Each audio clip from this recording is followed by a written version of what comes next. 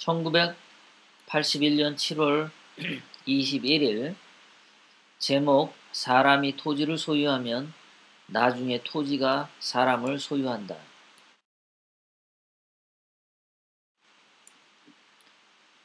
이 말씀과 우리 박근혜 대통령님의 이 말씀과 유사한 게 사람이 술을 먹다 보면 사람이 술을 먹는 게 아니라 술이 사람을 먹는다. 그런 말들이 있었습니다. 그와 굉장히 유사하죠. 여기서 이제 소유라고 하는 건데요. 인간이 소유 욕심을 가지면 그거 역시 이제 탐욕에서 오는데 어저께도 말씀드렸지만 인간은 명예욕이 있고 또 그 재물욕이 있고 뭐 그런 것들이 있죠. 그런 욕심들을 가지려고 하는 사람들이 더 많다. 진실과 신뢰와 진정성과 믿음을 추구하는 사람보다는 그거와 거의 유사한데요. 토지를 소유하는 것, 재물을 소유하려고 하는 것, 어떤 높은 특혜를 소유하려는 것, 높은 국회의원 자리 뭐 이런 것들을 소유하려는 것, 권세를 소유하려는 것, 모든 것들은 소유하는 욕심이죠. 그렇게 사는 사람들이 굉장히 많다라는 거고, 우리 박근혜 대통령님은 그런 것들을 소유하려는 어떤 탐욕, 욕망보다는 인간의 진실성 이것들을 굉장히 강조를 하시죠. 인간이 뭔가 소유를 하면 그 소유한 것이 나를 먹어치워버리죠. 욕망을 갖게 되면 인간은 그 욕망의 노예가 되죠. 예, 그렇습니다. 권세를 갖고자 하는 거, 커다란 재물을 얻고자 하는 거, 뭐 인간이 조금 더 나은 재물을 갖는 것은 누구나가 다 본능이라고 제가 전에 말씀드렸습니다. 갓난아기에게 아이스크림을 손에 쥐어주면 자기가 돈 주고 산 것도 아닌데 내 거야 한다고 했어요. 그런 것처럼 인간에겐 기본적으로 재물에 대한 소유욕은 강한 것 같습니다. 타고난 것 같기도 하고. 하지만 인간이 그 재물은 누구든지 다 갖고 싶어 하지만 뭐 높은 권세를 추구하는 것은 함부로 추구하지 않죠.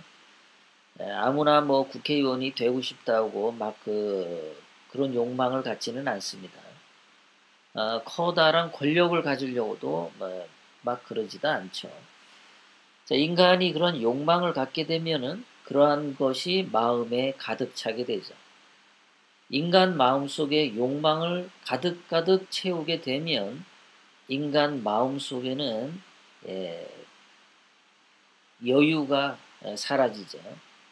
그 욕망으로 가득 찬 마음을 갖다 보면 인간은 정신을 잃게 되겠죠.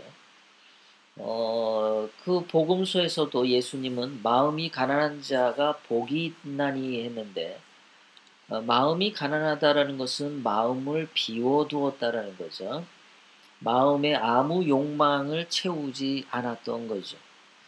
그렇기 때문에 마음에 아무것도 채우지 않은 가난한 마음, 그런 사람이 축복을 받는다고 말씀하셨던 거고, 반면에 그런 마음에 이것저것 많이 가득 채우게 되면 오늘 박근혜 대통령이 말씀하시는 것처럼 그 재물이 사람을 소유하게 되죠.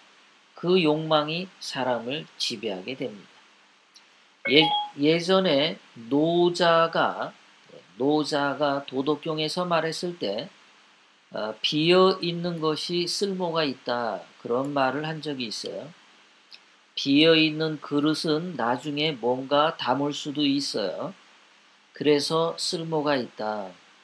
그런데 어떤 그릇에 뭔가가 담겨져 있으면 더 이상 쓸모가 없죠.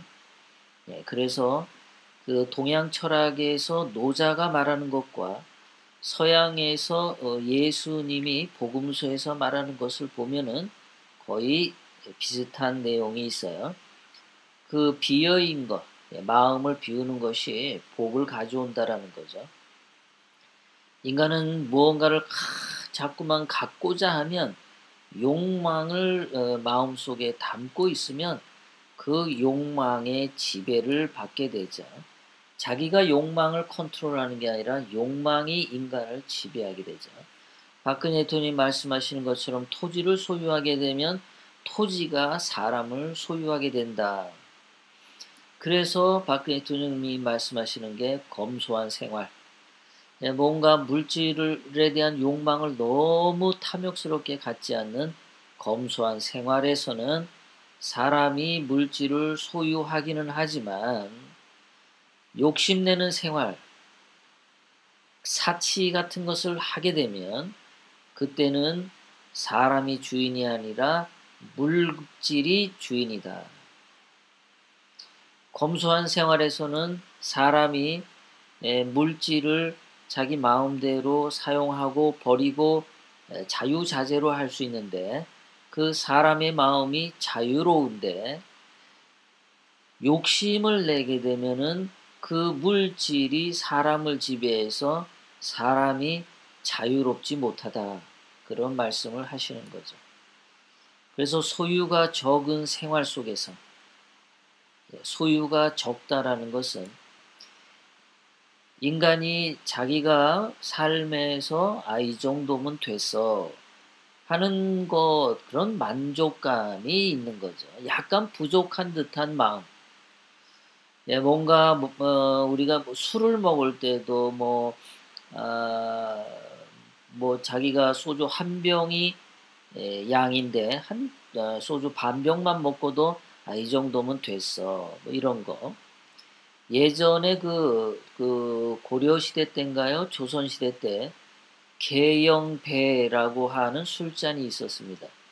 그 술잔에 술을 따르면 그 한 70% 정도 차면은 그 이상의 술은 이렇게 잔에서 떨어져 내린답니다. 그래서 100%의 술잔을 담가서 먹는 게 아니라 한 70% 정도.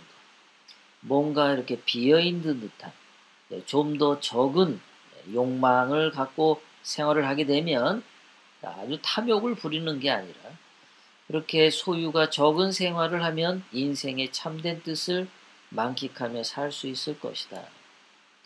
우리가 뭔가를 가지려고 아둥바둥 하게 되면 인간의 마음이 피폐해지게 마련입니다. 그 예전에 전에도 말씀드렸지만 가을에 감나무에 올라가서 감을 딸 때 꼭대기에 있는 감들은 그냥 놔두는 것이 참 좋습니다. 그러면은 겨울 내내 까치들이 그 감을 쪼아서 먹기도 하고 까마귀가 감을 쪼아 먹기도 하고 벌레들이 감을 쪼아 먹기도 하는 그 세상 만물의 이치가 되는 거죠. 다 그것을 따겠다고 감나무 꼭대기에 있는 감까지 하나도 안 놓치고 다 따겠다고 달려들다가는 가을에 감나무 가지는 바짝 말라있기 때문에 나뭇가지가 떨어져서 허리를 다치거나 사망하는 일이 발생할 수 있습니다. 예전에 우리 농부들은 그 콩을 심을 때 콩 3개를 심습니다. 그것은 콩 3개 중에 하나는 벌레가 먹도록 하는 거고 하나는 새가 쪼아 먹도록 하는 거고 하나는 제대로 피어서 콩이 열리게 하는 거죠. 그런 식으로 보통 우리 이 삶 속에서도 조금은 비어있는 듯한 100%를 다 채우는 것이 아니라 조금은 비어있는 듯한 그러한 적은 물질을 소유하면서 살려고 하는 비어있는 마음, 여유 있는 마음, 그래야 우리는 자유롭게 인생을 살 수 있다. 그런 말씀을 우리 박근혜 대통령님이 전해주시는 것 같습니다.